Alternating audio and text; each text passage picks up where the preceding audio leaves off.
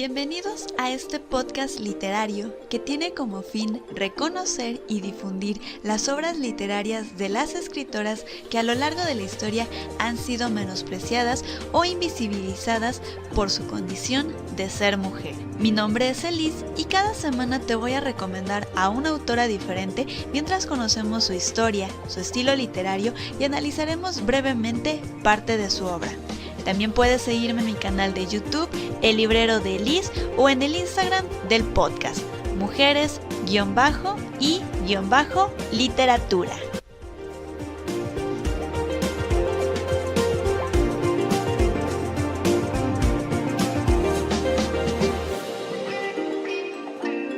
Me siento muy contenta por el recibimiento que tuvo el episodio pasado, principalmente porque se trata de una escritora que muchas aprecian y que incluso están leyendo sus obras muy recientemente.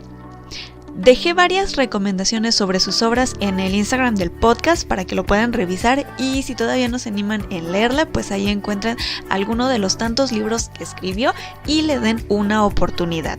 De igual manera, me encantó muchísimo que me compartieran más información sobre ella, y por eso quiero agradecerle a Maureen-Air10 por compartirme un ensayo de Rosario titulado La abnegación, una virtud loca, que por lo que estuve investigando aparece en un libro editado por la UNAM llamado Debates Feministas. Yo les voy a dejar el link al artículo en la página de Facebook de mi canal principal, que lo pueden encontrar como El Librero de Liz, por si lo quieren leer. Como les conté en el episodio de la semana pasada, uno de los temas más recurrentes en la narrativa de Rosario versa precisamente en el papel que la mujer ha adquirido en la sociedad y cómo hay un proceso muy difícil para vernos más como objeto político y con igualdad de oportunidades para realizarnos en el ámbito académico y profesional. Es de lo que va a tratar este ensayo que les comento, entonces se los dejo para que ustedes puedan leerlo. Por otra parte, les quería avisar que los episodios del podcast también los pueden encontrar en el canal de YouTube que lleva el mismo nombre, Mujeres y Literatura. Ahí también estoy subiendo los episodios y fue porque así podemos tener como una mayor interacción con respecto a los comentarios y les puedo responder más directamente. Entonces vayan a suscribirse y darle like a los videos. Ahora, entrando ya al tema de la semana, les pedí que ustedes eligieran a la autora de la que voy a estar hablando hoy por medio de su nacionalidad. Esta dinámica de interacción me gustó mucho, por lo que pienso implementarla de ahora en adelante. Así que cada semana ustedes van a estar eligiendo entre dos escritoras para ver de cuál es de la que voy a hablar. Obviamente no les voy a revelar su identidad, pero sí voy a someter a esta votación con distintas características. No siempre va a ser por su nacionalidad, así que estén pendientes y por favor vayan a seguirme en Instagram, por favor. Y es algo que les insisto tanto, porque cuando lleguemos a 500 seguidores, me quedé con YouTube, les tengo una sorpresita preparada. Entonces, si ustedes ya me siguen, pues recomiéndenme con la gente a su alrededor. Recuerden que también estoy subiendo todo tipo de información con respecto a las autoras, recomendaciones, fotos sobre ellas para que pues las vayan conociendo más. Así que creo que deben ir a seguirme, y sobre todo para esperar esta sorpresa que les tengo preparada. Pero bueno, ya basta de anuncios, y como les decía, la semana pasada eligieron entre dos autoras y ustedes decidieron que hablara de una cuyo país de nacimiento es Suecia. Por eso, hoy les voy a hablar de Selma Lagerlöf, quien además fue la primera escritora en recibir el Premio Nobel de Literatura. Pero me estoy adelantando mucho, vamos a conocer más de su vida y les voy a hablar de dos libros que yo ya leí de ella y que son de muy fácil acceso. A Selma Lagerlöf yo la conocí gracias a una dinámica que comencé hace un año en mi canal de YouTube, el principal, El Librero de Liz, en el que yo quería leer a todos los premios Nobel de Literatura, pero quería empezar con las mujeres. Desafortunadamente no he terminado ese reto que me propuse, pero a ella sí le di la oportunidad de leerla en su momento con dos de sus obras, como ya les dije, y en ese viaje por descubrirla investigué más acerca de su vida y creo que hay mucho que decir sobre ella, entonces creo que es sobre lo que más me voy a enfocar en este episodio. Empezando precisamente con el inicio, Selma Lagerlöf nació el 20 de noviembre de 1858 en la provincia de Värmland, en Suecia. Es muy probable que ella padeciera displasia infantil de cadera, que es una enfermedad que se da por una afección de la articulación de la cadera, en la cual la parte superior del fémur no encaja apropiadamente en la cavidad, y por lo general es un problema que se presenta desde el nacimiento o en el desarrollo de la primera infancia, lo cual le sucedió a ella, ya que desde los primeros años de su vida pues tuvo dificultades para caminar por esto, y este mal le imposibilitó poder salir a jugar y socializar con otros niños de su edad. El encierro hizo que tuviera un acercamiento con la lectura. Entre los libros que leyó estaban los cuentos de los hermanos Grimm, los de Hans Christian Andersen, leyó las novelas de Alejandro Dumas, y ya que fue creciendo, leyó a Shakespeare, a Lord Byron y a Goethe. Las enfermedades desde la infancia tienen mucho que ver también en que tengamos a ciertos escritores hoy en día entre nosotros. En estos momentos, al único que se me viene a la cabeza es Jorge Luis Borges, quien también era un niño muy enfermizo, y bueno, ya podemos conocer la gran calidad literaria que él tenía. En este caso ocurrió lo mismo con Selma Lagerlöf. El hecho de estar aislada por lo que ella padecía, pues nos regaló a una gran escritora. Su carrera literaria comenzó a la edad de 12 años, cuando escribió un largo poema dedicado al lugar en el que nació. A la edad de 15 años, ella se fue a vivir a Estocolmo para continuar con sus estudios, ya que se dio cuenta que ella no quería una vida como ama de casa y que los quehaceres domésticos no le interesaban para nada. Incluso ella misma sentía que era muy torpe para eso por la displasia que pues ella venía cargando. Hay que mencionar también que la situación económica en su familia nunca fue muy buena. Tuvieron una época de prosperidad, pero su padre no supo administrar muy bien los fondos de la familia, lo que hizo que se deprimiera y se refugiara en el alcohol. Esto hizo que su hijo mayor, Johann, tomara el control de la familia en el aspecto económico. Sin embargo, esto no era suficiente y Selma comprendió que necesitaba buscar una profesión para poder mantenerse a ella misma, aunque fuera. Eligió la docencia, pero no contaba con el recurso para poder pagar sus estudios, por lo que su hermano Johann pidió un préstamo para que ella pudiera estudiar en Estocolmo y pudiera así dedicarse a la docencia. Esto en 1881. En 1885 se mudó a Landskrona, donde comenzaría su carrera como docente en una escuela primaria para niñas. Ese mismo año moriría su padre. Durante su estancia, hizo amistad con Elise Malmros, una empleada de banco quien estaba muy interesada en cuestiones sociales y feministas. Incluso le enseñó mucho sobre cómo es la vida costera, ya que Landskrona es un pueblito costero. Ahí Selma se dio cuenta de la pobreza, del alcoholismo y de la discriminación hacia la mujer. Estos temas serían retomados por ella años después para algunas de sus obras literarias. La amistad con Elise perduraría para siempre y además sería en quien se inspiraría para la novela La anciana Agneta. En otoño de 1886 recibió una carta de Estocolmo y, según sus propias palabras, cuando leí un par de líneas, comenzaron mis manos a temblar y las letras a bailar ante mis ojos. La carta estaba firmada por Sophie Allespar, miembro del movimiento feminista sueco, y la invitaba a visitarla, ya que antiguas compañeras suyas del Real Seminario, que es donde estudió docencia, le habían enviado algunos de sus sonetos a la revista literaria Dagny y habían despertado un interés en ella. Durante su visita, Selma hizo amistad con muchas mujeres afines a los que ella tenía en cuanto a la literatura. Incluso Sophie Allespar la convenció para que ahora desarrollara su obra en prosa y no solo a la poesía. Aunque en el ámbito literario ella estaba conociendo a gente que apreciaba y valoraba lo que ella comenzaba a escribir, y en su carrera como maestra se sentía a gusto y plena de poder enseñar a las niñas, los problemas económicos en su familia no paraban, ya que en 1888 su familia se vio obligada a subastar la casa en la que Selma había crecido. desconocido, por lo que los miembros de la familia que ahí vivían tuvieron que dispersarse.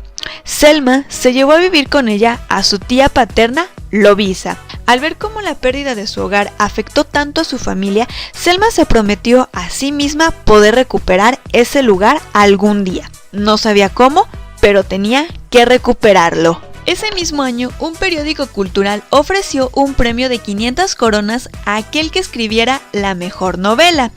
Era una cantidad de dinero bastante fuerte, ya que correspondía a medio año del salario de Selma. Ella se animó en participar en dicho concurso y envió a la revista los primeros capítulos de la que se convertiría después en una de sus novelas más conocidas, La leyenda de Gösta Berling. En aquel entonces era una historia que empezaba a tomar forma en su mente e iba en contra de todo lo que el realismo representaba en la literatura de ese entonces. Describe las zonas rurales de Suecia y los pone como lugares místicos, llenos de magia, hay eventos que salen fuera de lo común e incluso se puede llegar a comparar con los mitos y las leyendas de Islandia. Además, hay quienes aseguran que su novela podría clasificarse en el realismo mágico, pero yo personalmente difiero bastante de eso porque el realismo mágico es un género propio de Hispanoamérica, pero no me voy a adentrar eso en esta ocasión, simplemente para mí no pertenece al realismo mágico, pero sí hay muchísimo misticismo en esta novela. Y bueno, como era de esperarse, Selma ganó este concurso e inmediatamente se lo hizo saber a su amiga Sophie Adelsparr.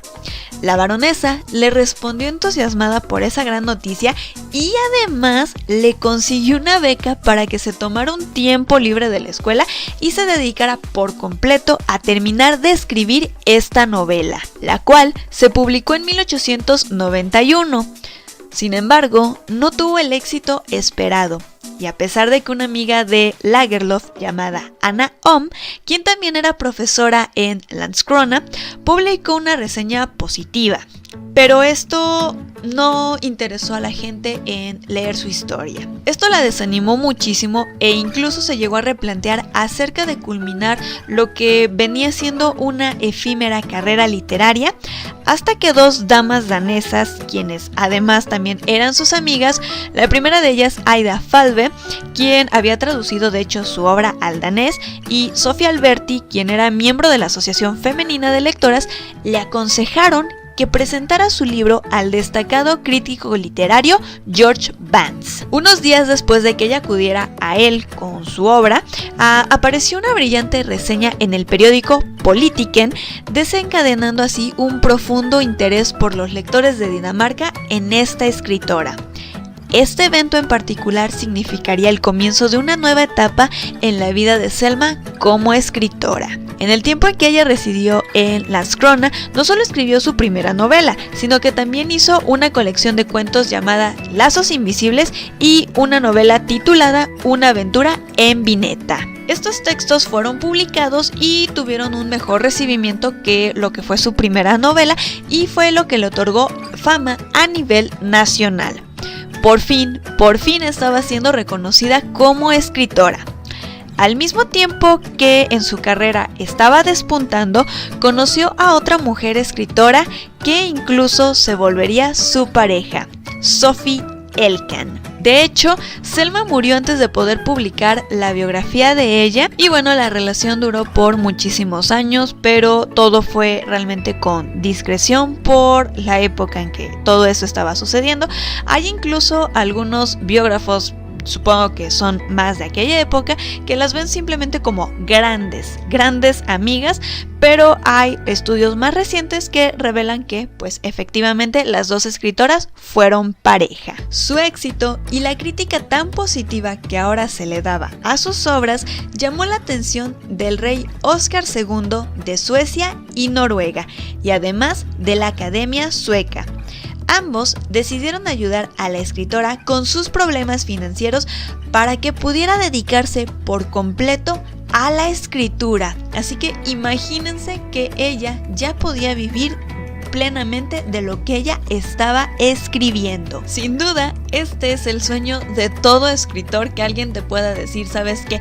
Salte de trabajar de donde estás y dedícate tú a escribir. Por eso en 1897 dio por terminada su carrera como docente y se muda junto con su tía Lovisa a la ciudad de Falun, donde vivían su madre y su hermana Greta. Por fin, en 1904, Selma lograría cumplir la promesa que se hizo años atrás: recuperar el hogar familiar. 5 años después, la Academia Sueca decidió conceder a Selma Lagerlöf el Premio Nobel de Literatura.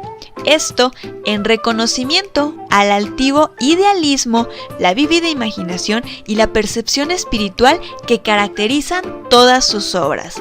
Lagerlöf se convertiría de este modo en la primera mujer en recibir el Nobel de Literatura. Esto además se podría decir que abrió las puertas para que las escritoras entonces fueran consideradas para los laureles de la literatura y dentro de un reconocimiento tan grande como lo es el Nobel. Pero yo considero que más que una puerta es una pequeña ventana, porque son pocas las mujeres que han logrado recibir este galardón, ya que en los más de 100 años que la Academia lleva otorgando este premio, tan solo 17 mujeres están en esta lista. Durante su discurso de aceptación, Selma agradeció a muchísimas personas, y es que parte de la tradición cultural en Suecia es ser agradecido con todos aquellos que te han ayudado alguna vez, sea mucho o sea poco, pero a todos se les debe dar ese agradecimiento. Pero yo quiero destacar a una mujer que tiene un lugar muy especial dentro de su discurso, quien es Sophie Alderspar, quien, como ya vimos, apoyó a Lagerlöf al comienzo de su carrera, cuando casi nadie apostaba por ella. Desafortunadamente, Alderspar había muerto 14 años antes de que se le concediera el premio a su amiga. Su sueño y el objetivo de toda una vida de lucha fue que la mujer recibiera el reconocimiento que su trabajo intelectual merecía. Y aquella jovencita que ella apoyó logró mucho tiempo después hacer honor a su memoria con este primer galardón. El discurso de presentación del premio fue leído por el presidente de la Academia en aquel entonces, Claes Anderstedt, el 10 de diciembre de ese año, y entre otros tantos elogios remarcaba el retrato totalmente original de la vida campesina, que era capaz de dibujar la prosa de la autora, así como la pureza de su dicción, la claridad de la expresión y la bella musicalidad que son características de todos sus escritos. La grandeza de su arte, concluye el académico, consiste precisamente en su habilidad para utilizar tanto su corazón como su genio para lograr el peculiar y original carácter y las actitudes de sus personajes, en los cuales todos nosotros nos reconoceremos. Para muchos, el Nobel podría representar el retiro de toda una carrera literaria,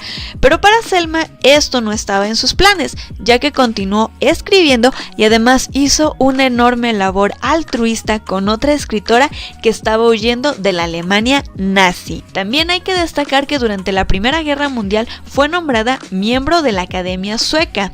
Las tareas propias de ese cargo le privaron de escribir por mucho tiempo, por lo que su producción durante ese periodo fue escasa, pero siempre estuvo escribiendo. Además, dedicó gran parte de la década de 1920 a luchar por los derechos de la mujer, en un país que era pionero en esos asuntos como era Suecia. Participó también con las sufragistas en cuestiones de igualdad de derechos. Ocupó los últimos años de su vida en ayudar a los escritores y pensadores a esconderse, a salir del país y luchar contra la dictadura alemana que oprimía a Europa durante el nazismo. Así, consiguió un visado oficial sueco para la poetisa alemana judía Nelly Sachs, destinada por los nazis a un campo de exterminio alemán nazi, salvándole así de esta desgracia. Años después, la escritora Nelly Sachs recibió también el premio Nobel y se lo agradeció, cómo no, a Selma Lagerlöf. Otro punto a destacar dentro de las labores altruistas de Selma es que cuando Finlandia tuvo que enfrentar la agresión soviética en lo que es la llamada Guerra de Invierno, la escritora donó su medalla de oro del Premio Nobel para que fuera subastada con destino a juntar los fondos para la resistencia finesa. En medio del trabajo y el esfuerzo que le costaba ayudar a estos refugiados, la escritora sufrió un ataque cardíaco masivo que la llevó a la muerte en su aldea el 16 de marzo de 1940, a los 81 años de edad. Ahora, entrando de lleno con lo que es su producción literaria, a pesar de que escribió bastantes poemas, bastantes novelas, cuentos, yo solo me enfocaré en 2 textos que yo ya leí y que además pueden conseguir con la colección de Sepan Cuentos de la editorial Porrúa. Yo ahí conseguí mis copias de estos libros y, como saben, pues estos libros están a precios bastante accesibles por si se animan en leer cualquiera de estos 2 libros. El primero de ellos es El carretero de la muerte, que puede ser un cuento, un relato. No lo considero novela corta, pero vamos a dejarlo en relato. Esta historia versa en una leyenda que sostiene que todos los años, el último día del año, pasa lo que es el carretero de la muerte, que es un ayudante de la muerte, un alma condenada a recoger todas las almas que parten de este mundo, para así buscar al último que muera antes de terminar el año, pues este deberá relevarlo en el puesto y así ocupar su lugar. Les juro que es la primera vez que yo escucho una leyenda de este tipo y desde que se narra eso yo dije, wow, de aquí soy, porque me pareció una historia bastante interesante con esto. Les juro, como les digo, yo nunca había escuchado una leyenda de este tipo, así que creo que la historia estaba marcando como una buena pauta para lo que iba a ser, y junto con esta leyenda que da pues título a este relato, tendremos a 2 personajes, Sor Edith y David Holm. Primero tenemos a Sor Edith, que agoniza en su lecho ya que tiene tuberculosis, y de pronto ella va a recuperar el conocimiento para pedir que busquen a este hombre David Holm. Casi a la vez hay un hombre que agoniza sobre el césped de la iglesia en lo que es precisamente la última noche del año. Se encuentra solo y de pronto escucha el chirrido de una rueda. El hombre que está escuchando esta última campanada, a punto de ya conocer su destino, no es otro más que David Holm, y su noche no ha hecho más que apenas comenzar. Estos 2 personajes pueden ser realmente definidos como 2 antagónicos que tienen características muy opuestas el uno del otro. Ella es muy buena y tiene todas las virtudes que nos podamos imaginar. En cambio, David Holm es un hombre vil y sin escrúpulo. De hecho, algo que sí debo mencionar es que a momentos sí dejaba mi lectura porque no soportaba los momentos en los que él tiene voz, que en realidad son muchos. Si alguna vez buscan un personaje al que no se le puede encontrar ninguna virtud, David Holm es sin duda el indicado. Desde ese punto y a medida que la historia está avanzando, yo desafortunadamente llegué a perder interés en el relato porque sentí que Selma buscaba darle una redención a este personaje. Incluso siento que es como toda la intención del relato.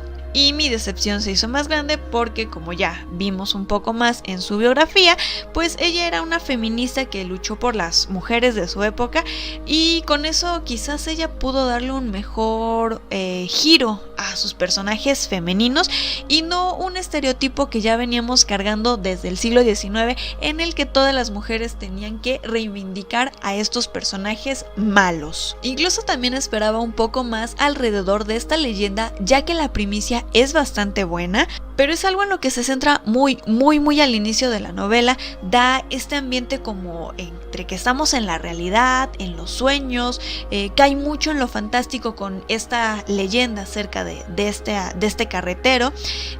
La atmósfera de noche, el misterio, pues todo nos va envolviendo, e incluso cuando describe este sonido de las ruedas por las piedras, realmente son escenas muy buenas, llenas de misterio, y que ella pudo haber explotado mejor.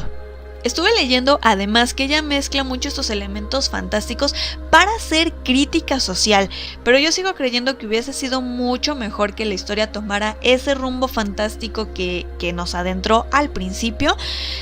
Igual pues ya, ella me hizo odiar mucho a David Hull, so no cambia nada si lo leo desde otra perspectiva o desde una perspectiva de crítica social. No creo que cambie mucho porque este personaje de verdad yo lo detesto. Sin embargo, no todo es malo, porque en cuanto a la estructura del libro, creo que está muy bien escrito y delimita muy bien la participación de cada personaje, aunque yo no logre compaginar con todos. En ese sentido, Selma Lagerlöf se destaca mucho por su escritura y es algo que los críticos siempre resaltaron en ella, la manera en cómo logra introducir a cada uno de sus personajes.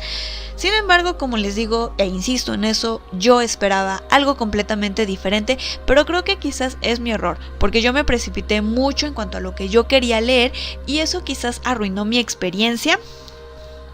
Es decir, yo escuché la leyenda del carretero de la muerte y yo en mi mente quería que todo girara absolutamente en eso. Así que creo que fue mi error por premeditarme de esa manera.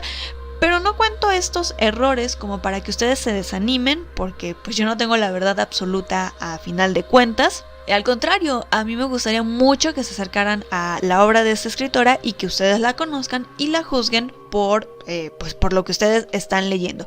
Simplemente es lo que yo les comento. Si también les llamó la atención esta historia por la leyenda del principio, no se van a encontrar mucho de eso. Pero pues adelante, denle una oportunidad al libro y pues ustedes descubran lo que tengan que descubrir por sí solos. Hay otros relatos en este ejemplar de Sepan Cuántos, pero no me he dado tiempo de leerlos todavía, no porque terminara decepcionada del carretero de la muerte, no, de hecho sí quiero darle la oportunidad, pero bueno, ya más adelante les hablaré de ellos, no sé por qué no los leí en su momento, pero en fin. Por otra parte, y no todo es malo aquí, también leí el libro titulado El maravilloso viaje de Nils Holgersson. Este libro me gustó muchísimo más y me hizo sentir en muchos momentos como una niña otra vez. Este libro nace gracias a que las autoridades escolares de Estocolmo querían que se hiciera un libro que se distribuyera en todas las escuelas del país y lo que se pretendía con este libro era que los niños conocieran y amaran Suecia, pero que además fuera un libro verídico e instructivo. Era como un libro en el que los niños iban a aprender sobre su país. Por eso decidieron acudir con Selma Lagerlöf, quien ya era una escritora reconocida, y le pidieron por favor que hiciera un libro pues que lograra eso en los niños. Para ella y para muchos escritores, hacer un libro por encargo representa todo un reto, principalmente para ella, ya que a pesar de que ella fue maestra antes de dedicarse de lleno a la escritura, ella jamás había escrito algo con el propósito de enseñar. Por eso no sabía cómo darle forma a este libro o qué hacer para que los niños se sintieran atraídos por toda la cultura y representación de su país. Fue así como, después de darle tantas vueltas a este asunto, comenzó narrando un cuento sobre un hombrecillo que se convierte en un duende y que además puede entender el lenguaje de los animales y comunicarse con ellos. Ya desde ahí se podría decir que el libro iba en contra de lo que las autoridades le habían pedido, un texto real y verídico.